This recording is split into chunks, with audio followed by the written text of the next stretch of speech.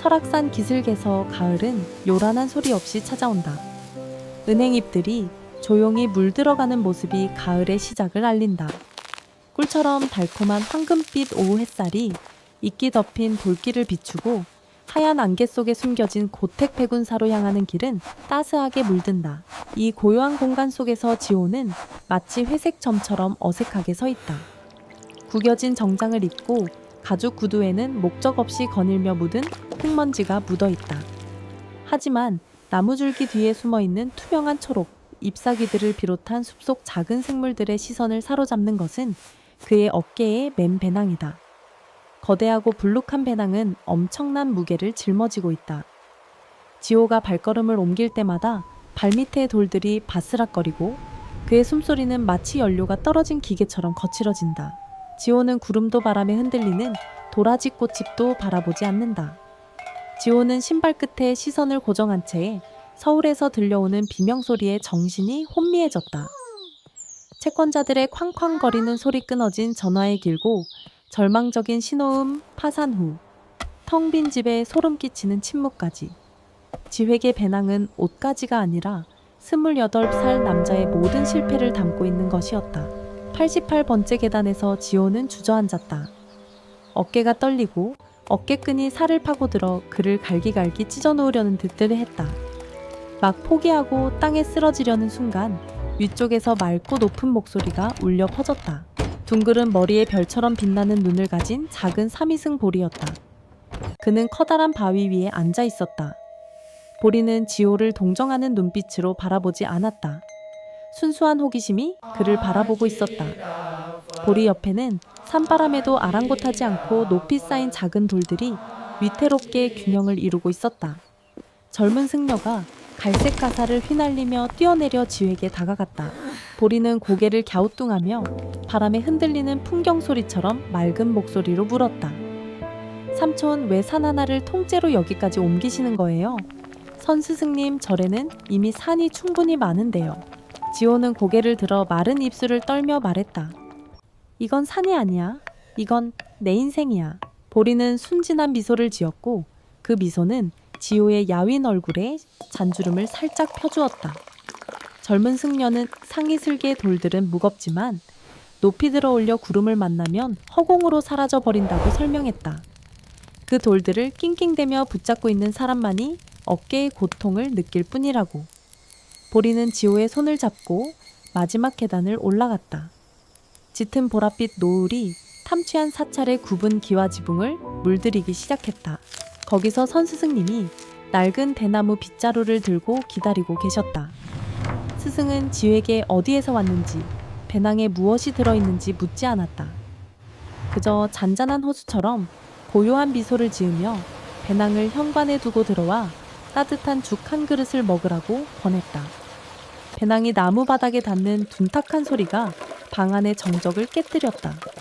지호는 갑자기 어깨가 한결 가벼워지고 허전해지는 것을 느꼈다. 마치 자신의 일부를 잃어버린 듯했다. 그날 밤 향 냄새로 가득한 나무방에 누워 문틈으로 새어 들어오는 바람 소리를 들었다. 몇 년 만에 처음으로 자동차 경적 소리도 머릿속을 맴도는 불안한 소리도 들리지 않았다. 멀리서 들려오는 나무 판자 부딪히는 소리만이 마치 거센 폭풍을 겨우 벗어난 영혼을 달래주는 산의 심장 박동처럼 들려왔다. 설악산의 초승달이 찻집 안을 은은하고 부드러운 은빛으로 물들였다. 지호는 작은 불렵 구리 주전자가 기분 좋게 보글거리는 소리와 함께 선 선생 맞은편에 앉아 있었다. 차 연기와 타는 소나무 향이 어우러져 짙고 고요한 분위기를 자아냈다. 지호는 두 손을 모은 채 꼼짝 않고 앉아 있었다. 마음이 불안했다. 이곳의 고요함은 예전 아파트의 적막함과는 달랐다. 무겁고 답답한 침묵이 그를 사로잡았다. 동료의 배신과 사랑하는 사람들의 외면에 대한 모든 원망을 쏟아내고 싶었지만 선 선생은 그저 주전자 속 차시피 휘몰아치는 모습을 말없이 바라보고 있었다. 선생은 주전자를 들어 지호 앞에 놓인 소박한 도자기 찻잔에 차를 따랐다.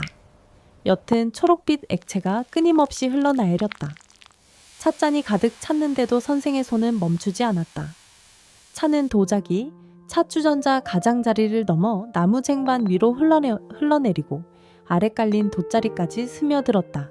지호는 당황하며 급히 손을 뻗어 차시피 흘러넘치는 것을 막으려 애썼다. 스승님, 찻잔이 넘쳤어요. 더 이상 담을 수 없어요. 선스승은 천천히 찻주전자를 내려놓았다. 그는 지호의 눈을 깊이 들여다보았다. 그의 시선은 고요하면서도 그의 영혼 깊숙이 꿰뚫어 보는 듯했다. 소나무 숲을 스치는 바람처럼 부드럽고 따뜻한 목소리로 말했다. 내 마음은 이 찻잔과 같구나. 이미 넘쳐 흐르고 있지. 고통스러운 기억 모욕, 그리고 허황된 미래에 대한 계획들로 가득 차 있단다. 마음이 완전히 가득 차면 내가 아무리 깊은 평화를 부어준다 해도 넘쳐 흐를 뿐이지. 지호는 고개를 숙여 쏟아진 차를 바라보았다. 그는 그동안 고통을 놓아주는 법을 배우는 대신 그 위에 더 많은 불안을 쌓아 올리는 것으로 고통을 해결하려 애썼다는 것을 깨달았다. 그 무거운 배낭을 메고 다닌 것은 필요해서가 아니라 고통이 없다면 자신은 아무것도 아닐 것이라는 두려움 때문이었다. 그는 실패자들과 자신을 동일시해 왔다. 승려가 빈 찻잔을 그에게 밀어주었다. 놓아준다는 건 과거를 버리는 게 아니라 현재가 들어올 자리를 마음속에 마련하는 겁니다. 찻잔이 비어 있어야 비로소 그 안에 담긴 가치가 생기는 거죠. 그날 밤 지호는 절 마당으로 나갔다. 작은 나무십 요정들이 그의 주위를 춤추듯 돌며 부드러운 푸른빛을 뿜어냈다. 그는 오래된 은행나무 아래 조용히 놓인 검은 배낭을 바라보았다. 배낭 안에 돌멩이들은 더 이상 비명을 지르지 않는 듯했다. 산바람이 불어와 자유의 향기를 실어 날랐다. 지호는 심호흡을 하며 가슴 속에 퍼지는 공허함을 느꼈다. 그것은 상실의 공허함이 아니라 더 이상 과거의 노예가 아닌 새로운 시작의 공허함이었다. 깊고 울려 퍼지는 사찰 종소리가 이른 아침 안개를 뚫고 들려오자 지호는 설악산의 상쾌한 한기에 눈을 떴다. 맨발로 차가운 돌바닥을 밟자 등골이 오싹해지는 느낌이 들었다. 주지선은 그에게 낡은 대나무 빗자루를 건네주었다. 수많은 손길에 달아 매끄러워진 나무 손잡이가 돋보이는 빗자루였다. 그리고는 은행잎으로 뒤덮인 햇살에 반짝이는 황금빛 양탄자를 덮은 사찰들을 가리켰다. 오늘 네가 할 일은 그저 사찰들을 쓸어내는 것뿐이다. 주지는 조용히 돌아서서 나갔다. 지호는 드넓은 은행잎 바다 한가운데서 어리둥절한 표정으로 서성였다. 지호는 첫 청소를 시작했다. 그는 정해진 시간과 마감일에 익숙한 도시 사람처럼 조급하게 청소했다. 빨리 청소해서 잎들을 한 무더기로 쌓아 효율을 뽐내고 싶었다. 하지만 산은 마치 그를 속이는 듯했다. 계곡에서 불어온 장난스러운 바람 한 줄기가 숲의 기운을 실어 나르며 마당을 휩쓸고 지나갔다. 지호가 애써 모아둔 나무십들이 사방으로 흩날렸다. 노란 낙엽들이 지붕 기와에 떨어지고 오래된 장덕대 항아리에 끼고 그의 발치에 장난스럽게 내려앉았다. 지호는 이를 악물었다. 가슴 속에서 분노가 치밀어 올랐다. 그는 무력감을 느꼈다. 왜 모든 게 나를 괴롭히는 걸까? 낙엽을 쓸어내는 간단한 일조차 불가능한가? 그는 빗자루를 더욱 세게 휘둘렀다. 추운 날씨에도 불구하고 땀이 비 오듯 쏟아졌다. 그의 눈에는 나무십 하나하나가 빚이자 책망이자 삶에서 떨쳐버리고 싶은 실패처럼 보였다. 바로 그때 젊은 승려 보리가 큰 나무 뒤에서 나타났다. 그 역시 작은 빗자루를 들고 있었지만 지호와는 달리 보리는 빗자루질을 하고 있지 않았다. 그는 춤을 추고 있었다. 보리는 바람의 리듬에 맞춰 빗자루를 휘두르며 빙글빙글 돌다가 돌바닥 위를 부드럽게 미끄러뜨렸다. 젊은 승려 지호는 눈을 반쯤 감고 즐겁게 일하며 가사 없는 동요를 흥얼거렸다. 신기하게도 나무십들은 마치 살아있는 생명체처럼 그의 발치에서 작은 원을 그리며 저절로 말려드는 듯했다. 지호 아저씨 나무십이랑 싸우시는 거예요. 보리는 빗자루에 기대어 킥킥거리며 말을 멈췄다. 선 선생님이 나무십이 떨어지는 건 나무의 몫이고 바람은 하늘의 몫이라고 하셨잖아요. 우리는 그냥 빗자루로 쓸면 되는 거잖아요. 왜 굳이 쫓아다니세요? 지호는 대나무 빗자루를 허공에 든 채 얼어붙었다. 보리를 바라보다가 다시 자신의 서툰 빗자루질을 보았다. 그는 문득 자신이 늘 해오던 실수를 되풀이하고 있다는 것을 깨달았다. 본질적으로 통제할 수 없는 것들을 통제하려 했던 것이다. 시장을 통제하고 사람들의 마음을 통제하고 이제는 가을바람까지 통제하려 했다. 그 고집이 바로 그를 고통에 묶어두는 사슬이었다. 지호는 긴장했던 어깨의 긴장을 풀었다. 그는 눈을 감고 바람 소리에 귀를 기울였다. 더 이상 낙엽을 쓸어내야 할 적이 아니라 자연의 숨결의 일부로 여겼다. 그는 바람의 방향을 따라 천천히 빗자루를 움직이기 시작했다. 바람이 왼쪽으로 불면 빗자루도 왼쪽으로 움직였다. 바람이 낙엽을 공중으로 날려보내면 그는 가만히 서서 낙엽들이 춤추는 모습을 바라보았다. 지호는 처음으로 자신의 손이 현재 순간을 느끼고 있음을 깨달았다. 북적이는 서울도 빛도 없었다. 매끄럽고 낡은 나무 빗자루 자루와 향긋한 마른 은행잎 향기만이 남아 있었다. 그는 더 이상 청소하기 위해 쓸지 않았다. 보기 위해 쓸었다. 그는 보리가 늘 말했던 작은 빛 조각들, 낙엽의 영혼들이 자신의 어깨에 앉아 놓아주기 시작한 마음만이 들을 수 있는 위로의 속삭임을 전하는 것을 보았다. 해가 정점에 달하자 사찰 마당은 티끌 하나 없이 깨끗했고 더 중요한 것은 지호의 마음이 처음으로 가을 호수 표면처럼 고요해졌다는 것이었다. 그는 마당에 서서 새롭게 떨어지는 잎들을 바라보며 미소 지었다. 내일도 다시 청소를 해야 한다는 것을 알았지만 이번에는 격동하는 세상 속에서 자신만의 리듬을 찾은 사람의 기쁨을 담아 청소할 것이다. 백운사 경내 깊숙한 곳, 푸른 이끼와 시든 수국으로 뒤덮인 작은 오솔길을 따라가다 보면 이름 없는 가을이 흐른다. 사람들은 그곳을 거울가을이라 부르는데 땅속 틈새에서 솟아오른 물이 산꼭대기까지 흘러내려와 마치 비단 리본처럼 가늘고 신비로운 작은 폭포를 이루며 쏟아져 내리기 때문이다. 백운사에 머문 지칠 일제되는 날 주지 스님은 지호에게 검은 배낭을 그곳에 가져가 보라고 했다. 지호는 배낭을 맸다. 발걸음은 전보다 가벼워졌지만 어깨끈 자국은 여전히 그의 앙상한 어깨에 남아 있었다. 가을 개선 그는 넋을 잃었다.